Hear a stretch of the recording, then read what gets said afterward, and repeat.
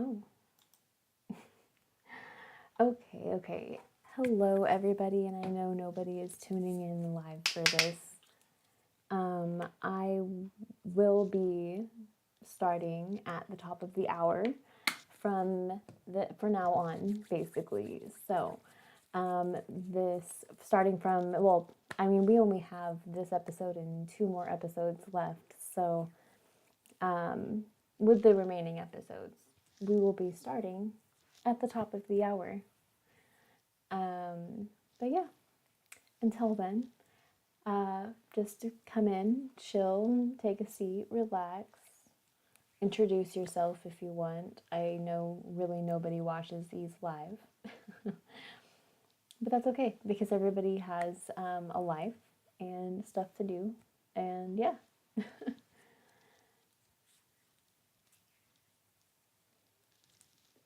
so yeah, I will be back at the top of the hour.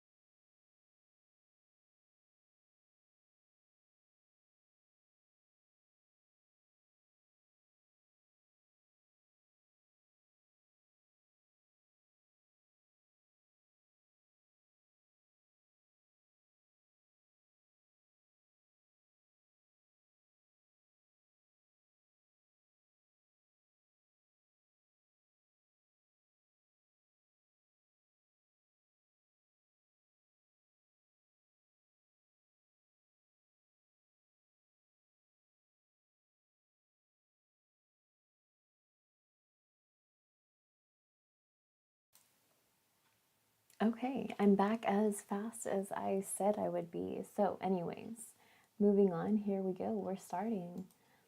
So, hello everyone, and welcome to the 10th episode of Inside the Criminal Mind, where I review a selection of Criminal Minds episodes, break down the criminology and victimology, and how these behaviors could have potentially been prevented. This episode covers season 2, episode 15, titled Revelations.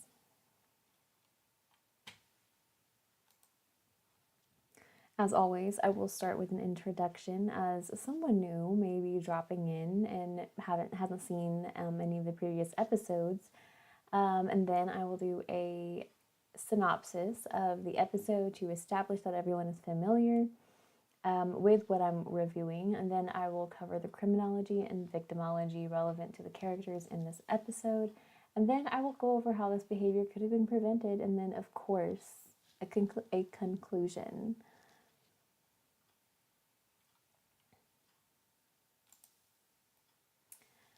Okay, so trigger warning, straight up. Oh, wait, not a trigger warning. Not yet. Well, there is a trigger warning, but that's beside the point. There is going to be a trigger warning for drug use and abuse, but that is not until we get to the synopsis. I'm jumping ahead of the game. For those of you who don't know me, I am Sharissa. If you know me on Instagram, my name is Eradication Writer. If you know me on Twitter, my name is Eradication Lady. My mental health journey was very complex, but however, everybody's mental health journey is unique and complex in their own ways. And mine just so happened to be a major motivating factor into why I've decided to, make content like this. Why, I mean, I know I'm not like the best at it, but I love doing it. And I like being able to talk about this because it's going to be practice as I go into my doctoral degree program. Yeah, I'm really super interested in criminology and victimology and seeing how criminals' minds really work.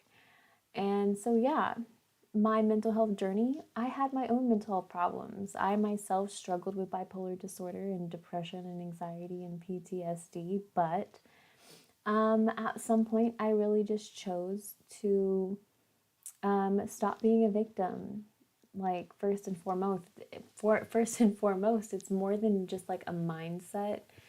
After a while, it ends up becoming a part of your mentality whenever you continuously victimize yourself and you put yourself in that victim mindset. So for me, um, switching my perspective over into a survivor mindset really changed the game for me. And it helped me actually heal on my mental health journey, put a lot of trauma behind me, kind of process it in a way that makes sense, and it helps me realize what my next steps are. So that's a little bit of how my mental health journey kind of motivated me to be here. That led to my mission. My mission is to normalize these conversations, mental health conversations, overall health conversations, even talking about criminology and victimology, because if we can change the way that we look at criminology, change the way that we look at criminals, they're like criminals more than likely have experienced things that caused them to do bad things. Now, I'm obviously we've had this conversation before. I know that, I mean, obviously there are bad people, but I like to actually look at people in a way that if someone would have intervened ahead of time, there's a possibility that they wouldn't have turned out to the point that they turned out. And that's one of the reasons why I did this series, which is kind of a segue into this is why I did this series. This series gives a great example of behavior in multiple perspectives. You see things from the criminal's perspective, you see like what the criminal is doing, you also get flashbacks from the criminal's mindset in some instances. And this criminal behavior can be related to societal issues. A lot of times you notice that there's criminals that grew up in certain cases that weren't very conducive for them to grow up in. So they ended up picking up defense mechanisms and unhealthy habits that basically just added on to the like criminal mindset, or even just poor mental development and poor like cognitive development because they were stuck in fight or flight and so on and so forth. These are just going to be really specific examples now, but you get what I'm saying. But also, a part of my mission is coaching people. I really enjoy making sure that people one-on-one get the support that they need, because support is critical. That's why I like to help people find their organic support groups. So then that way you're not always constantly guessing who's actually there for you and who you can trust and who you can call when something goes wrong, or even when something goes good. Who do you call when you want to share some news with somebody? Sorry. Okay. Anyways, moving on. So here we go. This is the trigger warning. There's the for the synopsis, there's drug use and abuse. So this episode opened up as a continuation. I was waiting for this episode because something about it just screamed psychological issues when I first saw this episode. I'm referring to whenever I first saw this episode back in like 2012 or something. It was around that time. And I always thought about this episode because if I remember correctly, Spencer ended up having like a substance use disorder, kind of along with it. I mean, I know that he struggled with drug use after the fact, and plus, this was a bit of a dramatic thing for Spencer to have gone through. But let's get into the nitty gritty. The idea behind all these specific murders were based on a man taking care of sinners. In this episode, the target was Spencer based on his ability to see inside people's minds. Tobias kidnaps Spencer, taking him to a remote cabin. It becomes clear that Tobias is suffering from delusions of his father, who was the one who put the idea into his head that murder is okay because it was cleaning up the world. Tobias will sometimes present as his father, Charles. It appears that he switches personas. He also presents himself as Raphael, an archangel. When he is Tobias, he drugs Spencer with Dilaudid. And when he is Charles, he physically beats Spencer. Ultimately, the team finds Spencer and Tobias is shot. There is an ending scene which shows that Spencer grabs the extra Dilaudid from Tobias's pocket before leaving the scene, which introduces a new problem, or a new potential problem that leads me to believe that he does end up having some sort of substance abuse issue or substance use disorder, because it's one of, especially something like Dilaudid, it kind of leads into the whole reason of why so many people are ending up with fentanyl in their systems now, because it's a very powerful painkiller.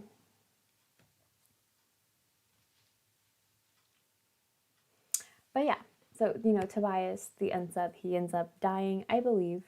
But yeah, I thought it was really interesting. James Van Der Beek. Whenever I saw him, I was like, why does he look so familiar? Why does he look so familiar? And it could not, for the life of me, get me until I finally looked it up on Fandom, and I was like, oh yeah, that's who it was. Duh. And of course, I always enjoy plots where Spencer is one of the main characters. But yeah, this is one of those really interesting ones that just always just like had those flagship characteristics of like, this person is obviously struggling with different personalities. And it's always very interesting how different personalities manifest. And I think that this is kind of one of those textbook examples. So let's take a look at the criminology and victimology. Tobias had a good childhood with his mother and father. However, when his mother left his father and she got remarried, his father started becoming abusive. Charles, the father, he would quote Bible verses and practice punishment based on the Bible verses. He was basically using First Testament punishments as punishment in modern day. By Tobias's teen years, he developed a drug habit to deal with the abuse.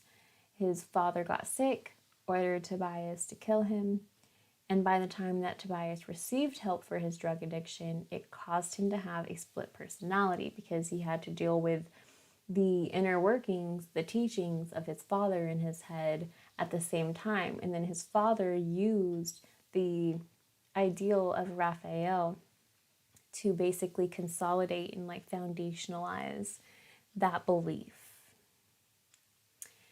So that kind of explains how Tobias ended up having or struggling with the symptoms and the personalities that he was facing, because he had if we look at it in the Maslow's hierarchy of needs, we have like the most basic foundational needs.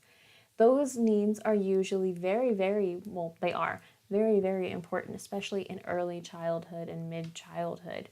But then at some point in Tobias's growing up, that's whenever things started getting bad. His late childhood, his adolescence, that's whenever he started becoming abused or being abused by his father.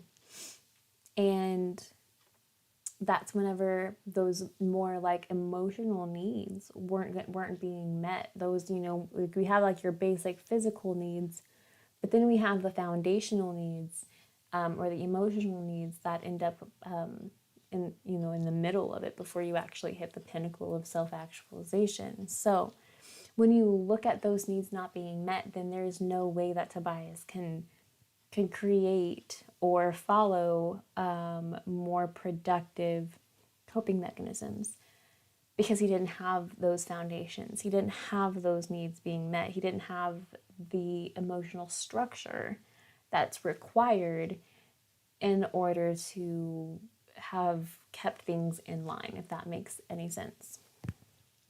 So yes, and then it also makes sense that whenever by the time he would hit adolescence, that he would develop a drug habit, because that ended up being his only defense mechanism.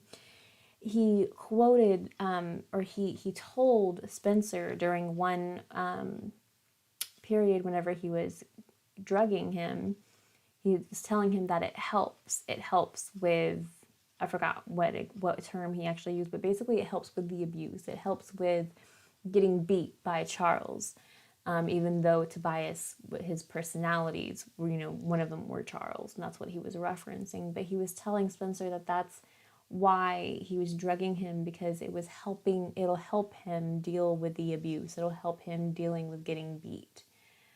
So yeah, these things make sense. Now for the victimology, there wasn't really much to go off of here again, but that's, a part of the criminology with Tobias. Obviously his whole claim was because Spencer could see inside people's minds, but obviously that's not the truth. So honestly, it's just that like this person is dealing with type of psychosis, and it's making things in real life, it's just not transferring. So Spencer seemed to be targeted for basically not being able to defend himself at this point, if I remember correctly. This is a point when he doesn't have his gun. He doesn't have a gun. He hasn't been trained with a firearm yet. However, I could be wrong. But I do remember at one point that Spencer didn't have a gun. He didn't have firearms training. And so he was almost a liability to the team at that, during those points, because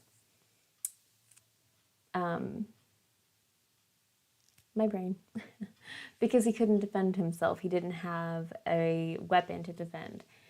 But also, like, developing from this experience as a victim, he develops a drug use disorder, which kind of, it comes with the territory of experiencing a type of trauma. Sometimes, especially whenever you get forcefully given something, your body creates that habit to it. It craves that feeling. And so, sometimes the only way to cope then is to continuously partake in that drug use. But let's move on. So let's look at the criminal victim prevention. Tobias could have benefited from therapy, but not just basic therapy. Like, he could have benefited from a specific type of therapy. I did not do the research for like specific types of therapy for what was his problem? I mean, multiple personalities. Like, there's so many different ways that can even be diagnosed. So yeah, I mean, he could have also benefited from possibly even living with his mother when his parents split up. I don't know if there was any specific reasons why his father had him and why his father was able to continuously abuse him, but it seemed like his mother would have probably been a better fit. And she could have been in a better predicament and more apt to care for his emotional needs. And then for Dr. Spencer Reid, he could have benefited from self-defense training or firearms training. And then I believe that this whole predicament is what led him to receiving his firearms certification. But again, I could be wrong. There's a lot of episodes in Criminal Minds and there's a lot of timelines. But yeah. So, I mean, honestly, whenever you're looking at Tobias's situation, you know, there could have been specific points in his life where he could have benefited from therapy and gotten ahead of the storm. And then, you know, there were periods of his childhood where he could have benefited from having proper care from his mother instead of his father. But, you know, shoulda, coulda, woulda, hindsight 2020. But, and Spencer Reid, again, you know, it comes with having a dangerous job. Also, whenever you put yourself in specific situations, you put yourself at risk of also being injured and or worse. And in Spencer's case, thankfully, you know, he was able to withstand all of the beating and the drugging that was happening after he was kidnapped. But yeah, there's not really much that could have been prevented victimology-wise here. And here we are at our conclusion. So obviously there was childhood trauma. On Tobias's end, there's childhood trauma, but then also a very interesting thing to point out would be Dr. Reid, whenever he was being drugged, he was having flashbacks of his own childhood of calling the doctors on his mother because, you know, she was no longer able to care for herself anymore and he couldn't do it. He was reminiscing on the memories of his father when his father was leaving, I believe, and basically leaving the responsibility on Spencer, even though he was a child. He was a genius, but he was a child. So there was definitely a lot of things that Spencer and himself had also dealt with up to that point. And then going through a traumatic experience can almost bring you back to square one in some cases, which also can describe the probable substance use disorder after the experience. Now, as always, having support is extremely important in these situations. And like the last episode, even though it might not be an underlying theme throughout the episode, it's always a good thing to remind ourselves that support is key, especially when talking about and dealing with trauma. So having a support group is important in these situations to collectively seek closure, or even just like knowing that people are there. And then, as always, if there are questions, comments, or suggestions, everyone is always more than welcome to email me, contact me on my website, leave a comment, and I'll be more than happy to acknowledge it and respond as soon as possible. But thank you all again for tuning in for this week of Inside the Criminal Mind. And next week will not be a live session. It will be a pre-recorded video that will be posted on Wednesday because I have other responsibilities I have to also take care of on Thursday. But don't worry, the video will be here. And I will be sure that we will be going live for the final episode of Inside the Criminal Mind. Thanks again, everyone, for tuning in, and I hope everyone has